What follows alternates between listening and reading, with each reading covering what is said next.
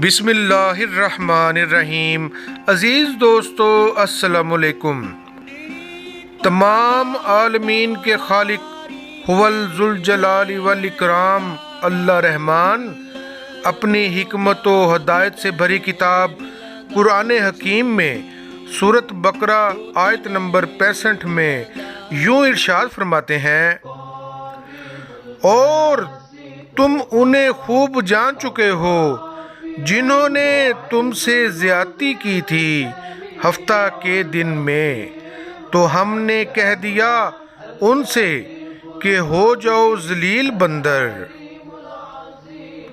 عزیز دوستو، اس کریم آیت میں عظیم قرآن نہ صرف ہماری ہدایت فرماتا ہے، اس کے ساتھ ساتھ دنیاوی علوم میں ہماری رہنمائی، نظری اور اعصابی بیماری لائم کی طرف بھی رہنمائی فرماتا ہے۔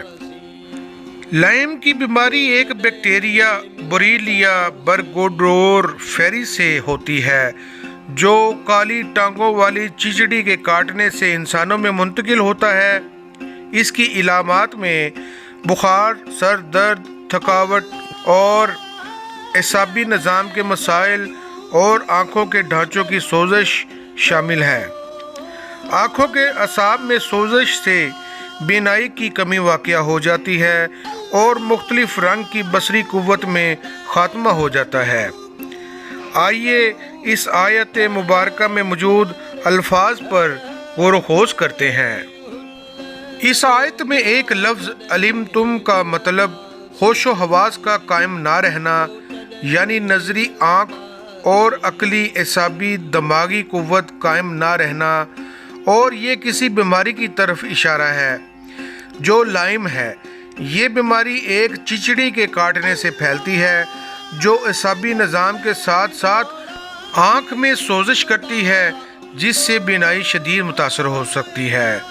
ایک اور لفظ اعتدو ہے جس کا مطلب حد سے بڑھ جانا، اور یہ دشمن کے بھی ہیں اور دل کی کیفیت کے بھی ہیں، اور یہ لائم بیماری کی علامات کی طرف اشارہ ہے۔ اس کے ایک اور مطلب بے جان جسم کے گوشت کی رغبت میں قدر اضافہ کرنے والا کوئی شخص، اور یہ چچڑی ہے جو مردہ جسم سے خون چوستی ہے اور انسانی جسم کے ساتھ چمڑ جاتی ہے۔ چچڑی کے کاٹنے سے لائم کی بیماری ہوتی ہے۔ اس کے کاٹنے کے بعد ابتدائی علامات میں جلد کے رنگ کی تبدیلی، سوجن اور جلد پر زخم وغیرہ ہو جاتے ہیں۔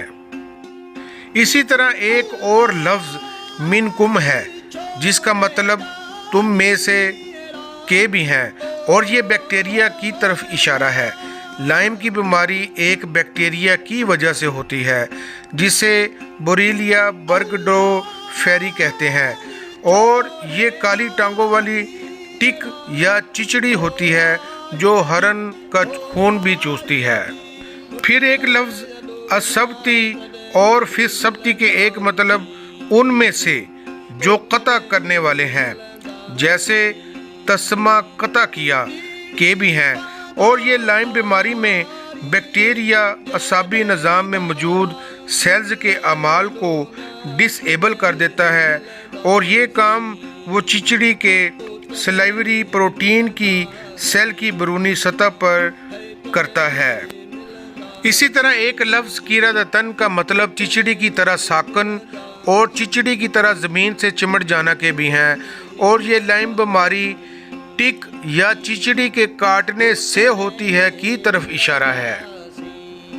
اس آیت کا آخری لفظ خاصین ہے جس کا ایک مطلب ایک محاورہ ہے جس کا مطلب نظر درماندہ ہو کر منقبض ہو گئی، اور یہ لائم بیماری کی وجہ سے آنکھوں کی بینائی شدید متاثر ہو سکتی ہے کی طرف اشارہ ہے۔ چنانچہ عزیز دوستو، ان تمام الفاظ پر غور کرنے سے ہم اس حقیقت تک پہنچ جاتے ہیں کہ یہ آیت مبارکہ ہمیں لائم بیماری کے متعلق بھی رہنمائی فرماتی ہے۔ سبحان اللہ۔ آئیے سمجھتے ہیں کہ جدید علم ہمیں اس بارے میں کیا بتاتا ہے۔ لائم کی بیماری ایک چھوٹی مکھی یا مکڑی جسے چچڑی کہتے ہیں کے کاٹنے سے انسانی جسم میں ایک بیکٹیریا جس کا نام بوریلیا برگڈور فیری ہے چلا جاتا ہے اور جو انفیکشن کا سبب بنتا ہے۔